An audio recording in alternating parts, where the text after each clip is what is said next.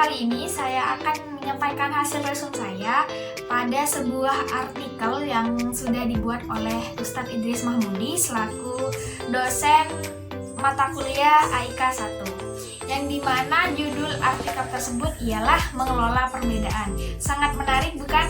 Lanjut saja kita bahas poin-poin yang terdapat dalam artikel tersebut. Di poin yang pertama saya akan membahas pengertian apa sih pengertian perbedaan itu.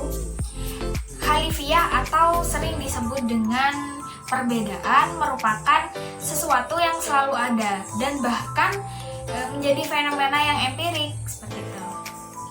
Yasir Hussein Barhami, beliau berasal dari Mesir. Dalam buku Fiqih Al-Khalifah menyebutkan bahwa ada dua macam perbedaan, yang dimana tadad dan tanawu.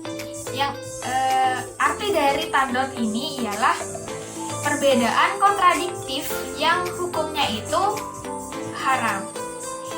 Sedangkan tanawu itu perbedaan cabang multitafsirnya yang hukumnya itu boleh gitu. Tetapi problemnya adalah banyak umat yang masih sulit membedakan antara tadad dan tanawu. Diriwayatkan pada zaman sahabat, waktu itu ada suami istri yang mungkin sedang bertengkar dan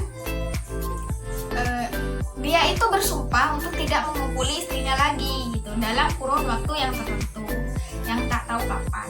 Dan setelah emosi dia itu reda dan dia berhasrat ingin memukuli istrinya lagi, ingin bersumbu lagi dengan istrinya. Tapi dia bingung kapan waktu yang diperbolehkan karena dia dari awal sudah bersumpah gitu. Dan sehingga dia itu mengadu kepada 4 sahabat Nabi yang mulia, yakni Abu Bakar, Umar, Utsman, dan Ali. Sehingga karena tak puas dengan jawaban sahabat Nabi yang berbeda pendapat, akhirnya dia meminta pendapat dari Nabi langsung. Dan Nabi memutuskan untuk mengikuti pendapat dari Sayyidina Ali. Betapa luar biasa respon dan sikap Rasulullah terhadap dinamika perbedaan dan penafsiran pemahaman keagamaan para sahabatnya itu. Kisah khilafiyah sahabat tersebut memberi kita solusi ilustrasi. Yang pertama ialah melakukan klarifikasi seperti Nabi yang argumen para sahabatnya itu berbeda. Klarifikasi tabayun dalam surah Al-Hujurat ayat 6. Di era medsos saat ini sangatlah banyak berita hoak ya tersebar luaskan, dan amat penting untuk kita menjaga ketentraman dan kedamaian. Apabila berita hoax tersebut tidak diklarifikasi akan menimbulkan kerugian bagi yang tersulitkan. Yang kedua, bertoleransi dan menghargai atas perbedaan. Jadi sikap toleransi dan penghargaan Nabi sangatlah amat tinggi terhadap 4 sahabatnya yang berbeda itu. Maksudnya pendapatnya yang berbeda.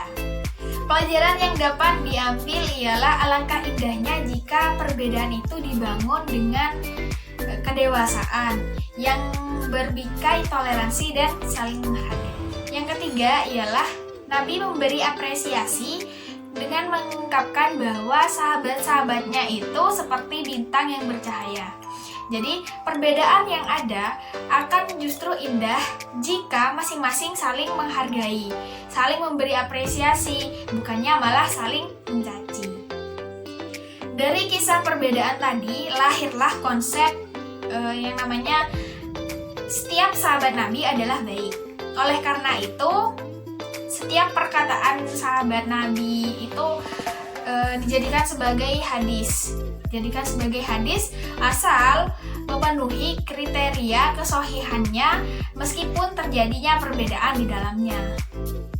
Dan mencaci, memaki pendapat yang berbeda itu adalah sesuatu hal yang menurut saya itu adalah kebodohan gitu.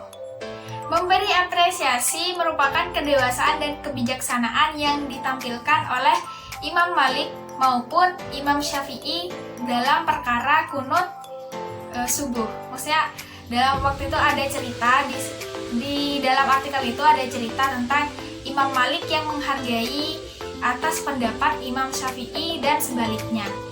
Oke, mungkin ini pembahasan poin terakhir ya. Jadi negara Indonesia adalah negara yang dari Sabang sampai Merauke, dari Pulau Miangas sampai Pulau Rote, berjejer pulau-pulau, itu menunjukkan bahwa Indonesia memiliki komposisi dan konstruksi yang beragam gitu. Jadi dari data yang ada, Indonesia termasuk negara yang beragam budaya, maksudnya yang tinggi, tingkat heterogenitasnya itu tinggi, dan kemungkinan terdapat banyak perbedaan di dalamnya. Ya, begitulah, perbedaan akan selalu mewarnai kehidupan. Tinggal bagaimana sikap kita untuk menghargai pendapat tersebut, untuk menyikapi pendapat tersebut. Jadi seperti itu. Jadi itulah poin-poin yang saya sampaikan pada hasil resume saya. Jika kalian tertarik untuk membacanya, membaca lebih jelasnya, kalian bisa klik di link di bawah ini. Saya akan cantumkan link artikel yang sudah Ustadz Idris Mahmudi buat tentang mengelola perbedaan ini. Dan jangan lupa buat kalian di subscribe, di like, dan di komen jika ada kritik dan saran dari kalian semua. Dan jangan lupa di share ke teman-teman kalian. Semoga video ini, materi ini bermanfaat untuk kalian semua. Sekian dari saya. Wassalamualaikum warahmatullahi wabarakatuh.